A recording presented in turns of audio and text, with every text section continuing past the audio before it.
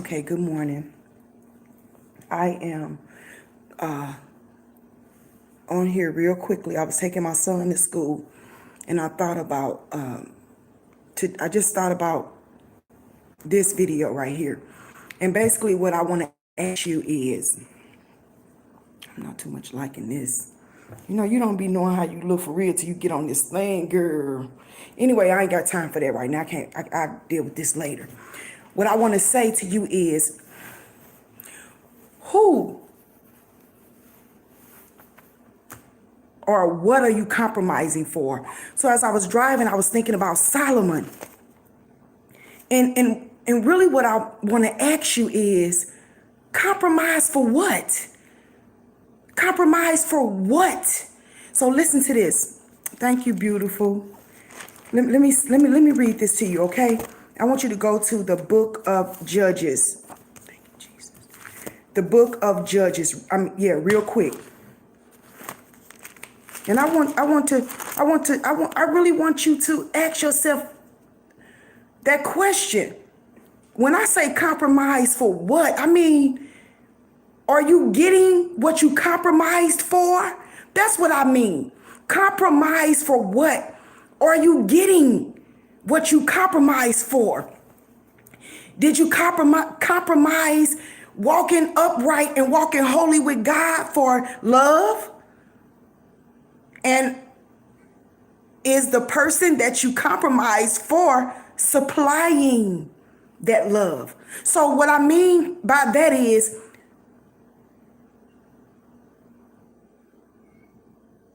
compromise for what? What are you compromising for? And are you getting it? Is their supply meeting your demand? So let's go to Judges real quick. And I'm not just talking about a person. I'm talking about anything that you are compromising your relationship with God for. Is it worth it? Is it bringing in what you expected? Is their relationship, was that one night stand worth your relationship with God? Was it worth your peace? Was it worth your joy? Did it supply what it promised? Okay, so let's go to the book of Judges. Okay, and I want to go to Samson. Samson apparently, first of all, let's go to. I wanted to go straight to Samson and Delilah. But let me read this first. See, first of all, Samson was a child of God. And God strategically formatted this thing. Samson was a chosen vessel from the creation of time. And God chose him to defeat his children, the Israelites' enemies. So God had a plan, just like he has a plan right now, a strategic plan to defeat your enemies. See, people think God forgot about them. The Israelites thought that God forgot about them. But let me tell you, God hasn't forgot about you. See, God has a plan, and it's a divine plan. So listen, it says, again, the children of Israel did evil in the sight of the Lord, and the Lord delivered them into the hands of the Philistines for 40 years. So the children of Israel did evil in the sight of the Lord. So God gave them over to their enemies for 40 years. And it's just this one occasion. We're not talking about multiple times that the children of God did evil in the sight of God and God gave them over to that thing. So are you doing something that you know is evil and you keep doing it? Eventually, God is going to give you over to a reprobated mind, over to that thing, over to your enemy. See, people take God for granted. Yes, God is love. Yes, God is a God of grace. Eventually, you keep walking the opposite direction. You're going to come to a dead end. So God is warning us, turn around. I know it's times when I be like, I be seeking God, and especially when I wasn't married, when me and Greg got that divorce, and I might meet somebody, like not personally, like might meet them on Facebook, or like I said, I did meet a couple of guys on Facebook. And then like if I'm praying about that person, or if I'm driving and I just start seeing cars make U-turns in the middle of the street. I mean, and see, this is how you know when God is talking to you, because it draws you to whatever that particular thing is. You understand? Like sometimes I might go to the grocery store and I might see toothpaste or something. And then something say, get that. I just be drawn to get that, but I might not get it. Then when I get home, Greg and say, oh, baby, I forgot to tell you, I need toothpaste.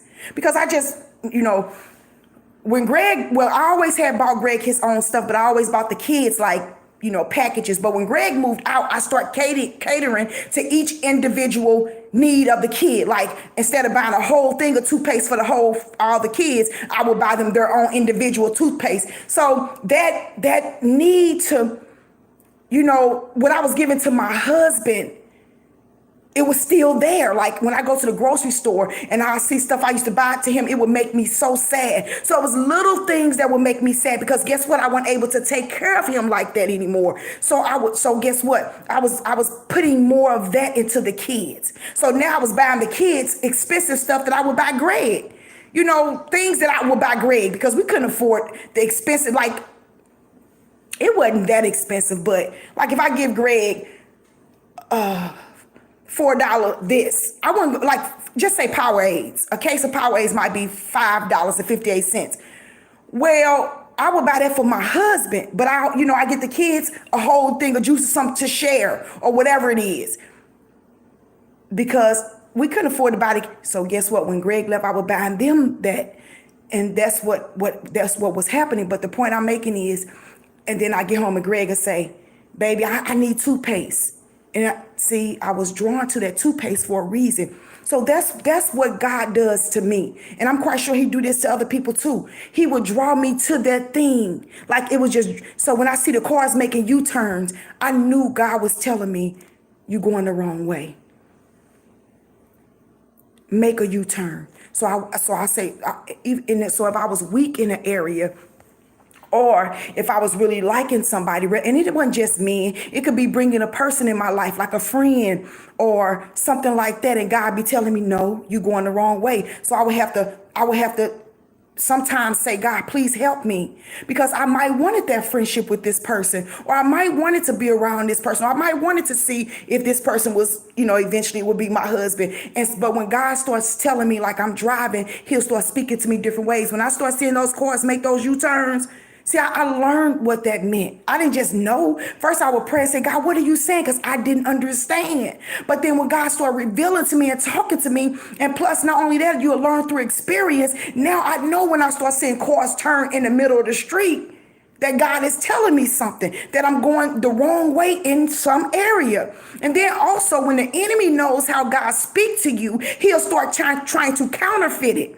So if he knows that God is speaking to me in cars and making U-turns, and I made up my mind to fast and obey God in this fast, or I made a decision to obey God in this situation, all of a sudden I'm seeing cars U-turn. I know that's the devil trying to trick me, because he said, well, she know God.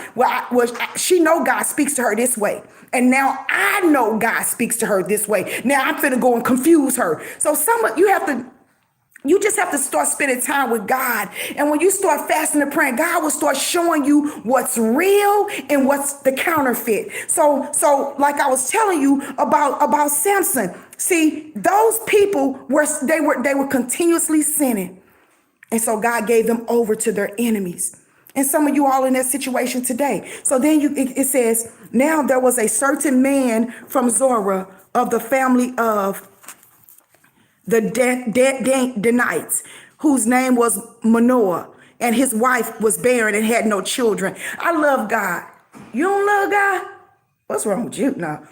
Because God would take the barren situations, the impossible situations, and turn that thing around. Look how he did Sarah. Sarah was barren, but God had a plan. You understand? Rachel was barren, but God had a plan. Elizabeth was barren, but God, look at these mighty people that came from these barren women.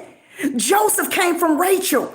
Isaac came from Sarah. Then you got John came from Elizabeth. So what I'm telling you, when your situation is impossible and you're barren in any area of your life, when I tell you God got a plan. See, it's a plan. God got a plan. I remember I used to be so barren. Of course, not naturally. If Greg looked at me, I was pregnant.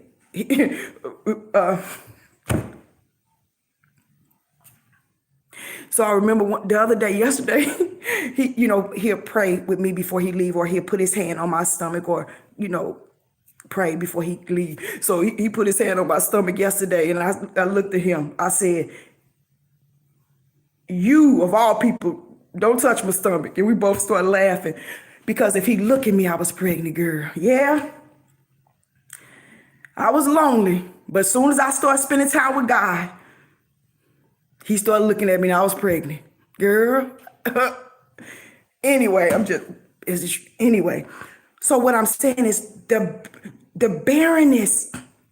So I wasn't barren in the physical. Greg got a vasectomy. I still can have kids. But I ain't thinking about that. I'm just saying.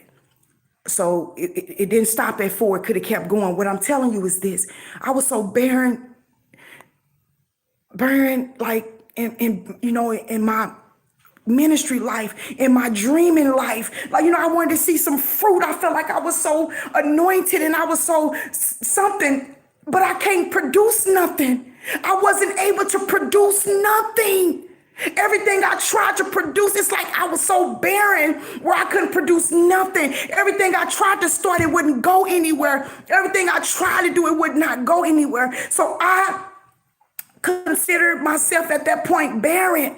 And I would ask God, Lord, please bless me with a ministry. I promise I'll give it back to you. Please bless my ministry to be fruitful. Please bless me with a business. So I was praying for ministries and businesses and for God to use me like people pray for natural babies, because I was barren. So I know how I feel when you cannot produce and you should be producing. Okay, anyway, so the angel of the Lord appeared to the woman who said to her, indeed, now you are barren, have borne no children, but you shall conceive and bear a son. So God came to them and he promised them a son, and that son was Samson. So Samson was ordained from the foundation of the world. And you can read that as Judges chapter 13. And then here this is. I want to go right into this thing. It said, about time. I want to go right into it. About time you here, girl. Now Samson was down to Timnah and saw a woman in Timnah and the daughters of the Philistines. So he went up and told his mother and his father and mother, saying, I have seen a woman in Timnah of the daughters of the Philistine. Now therefore get her for me as wife. So the first thing he did was chose the wrong women. He chose a Philistine woman. That was who he was sent to destroy. And this is, the biblical in the Bible. Then it says this, then his father and mother said to him, is there no woman among the daughters of your brethren or among all the people that you must go and get a wife from the uncircumcised Philistines? And Samson said to his father, get her for me, for she pleases me well. He didn't care. Samson chose and judged by his emotions and by his eyes what he saw. He did not walk in the spirit. Remember, I'm asking you, who are you compromising for? And are you being supplied? So listen to this real quick. But the father and mother did not know that it was of the Lord that he was seeking an occasion to move against the Philistines, for that For at that time, the Philistines had dominion over Israel. So see, God found a way in. So even in his lust and even in his choice of woman he chose, God was going to use that to defeat the enemies. So this is the point, the moral of that situation. God knew that that wasn't going to work with Samson and that Philistine woman. So there was no occasion for Samson to go ahead into battle when everything that was going to take place took place. And if you read Judges chapter 13 and 14, then you can see in 15, just go through it, you'll see more about what happened. But the point is, I want to get to I want to get to Samson and Delilah, because what I want to say, Samson compromised for sex. He compromised for what he saw. He saw something beautiful. So his lust overtook him and he gave in and compromised to get this thing. And guess what? Did this satisfy him?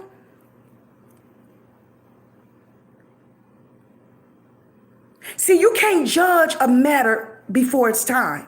It says that in 1 Corinthians chapter 4, verse 5, it tells us, do not judge a matter before it's time. But because we have Samson's full story, we know at the end of that lust was death. So the enemy is no respect of persons, just like God is no respect of persons. What are you compromising for? It might look good, but at the end of that thing is death. It might taste good, but at the end of that thing is death. It's like poison to your soul. It's poison to your body, to your mind, to your spirit. And eventually it'll lead to the demise of you. What are you compromising for? God told Solomon, he said, don't marry these foreign women, because why? They will turn your heart away from me. And what happened? He went and did exactly what God told him not to do. And what happened? It cost him his relationship with God. So he compromised, and it cost him his relationship with God. So was that compromise worth it?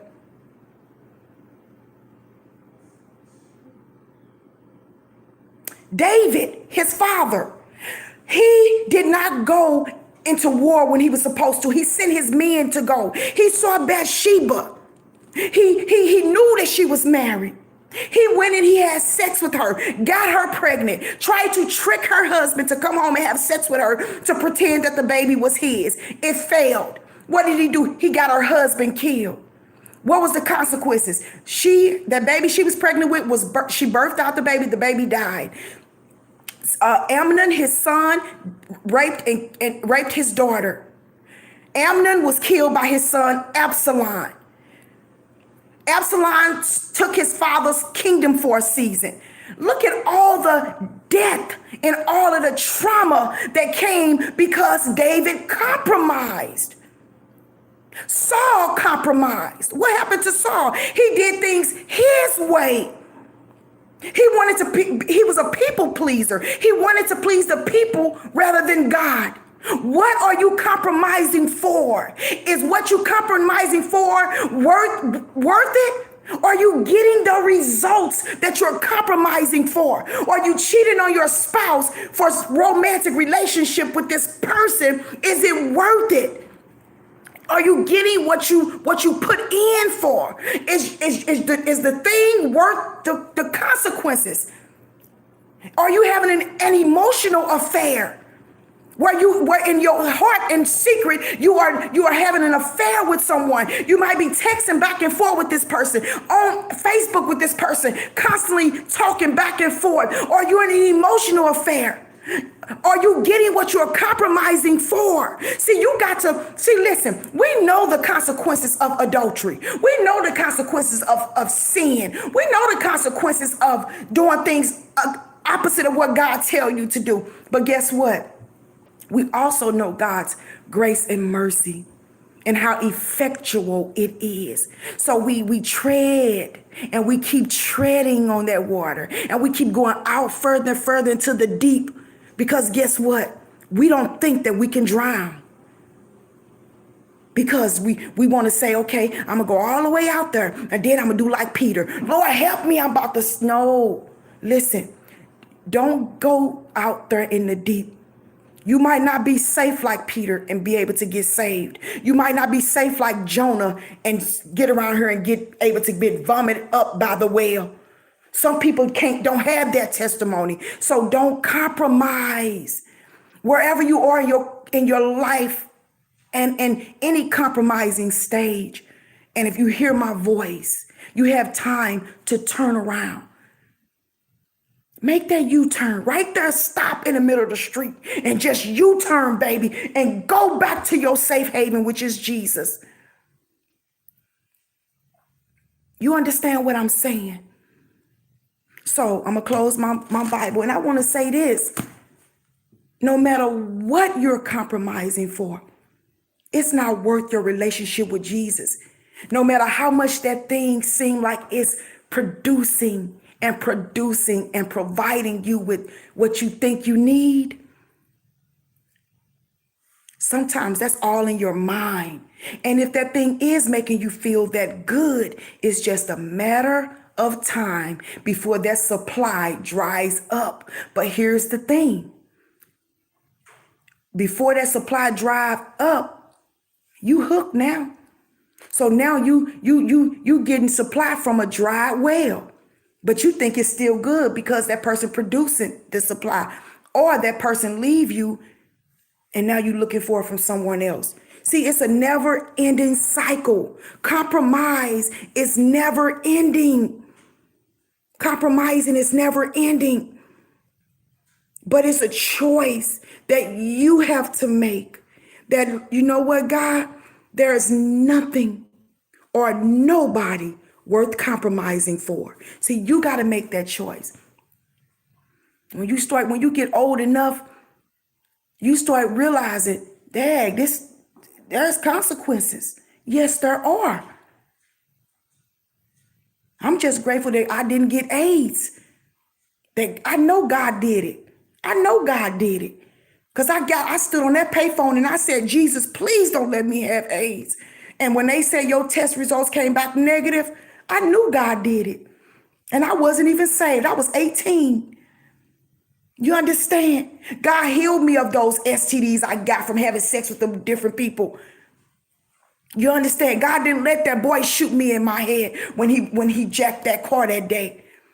God didn't let me die from having my baby when I almost died. I can go on and on and on. But God, baby. And you know, like I said, the Bible says those whom love him much, those who love him much, he forgave them much. That's why I love him so much, because he forgave me for so much. So on that note, with that being said, I'm dropping the mic. I'm gonna put the mic down and let the church say amen. Let the church say amen. And let me say another thing. The conference is coming up. It's May the 18th. I'm putting flyers out there. Get your information. And if God leads you to come and support. You know, if not, that's fine. Because people will go. If they want to be somewhere, they'll get there. A woman will leave United States to go to Africa for a man, and vice versa. So if somebody really wanted something bad enough, they'll go. But if they don't want it bad enough, then that's fine. But the point is, if you come, I cover you with the blood of Jesus as you travel. Everybody that's planning to be there, I love you. I appreciate it. But I just want to tell you all, no matter what you do, don't compromise no more. Okay? Don't compromise on your life, your health, your finances, your relationship with God, most importantly, your family. Don't compromise and lose everything. Kisses. Give me some kisses. I love y'all, okay? I got to see at least one kiss that I'm going to get out for it. I love you, Tori Buckner, girl. Terry Buckner. I don't know if that's a boy or girl, but my maiden name is Buckner. So we got to be family somewhere down the line, girl. I love y'all, okay?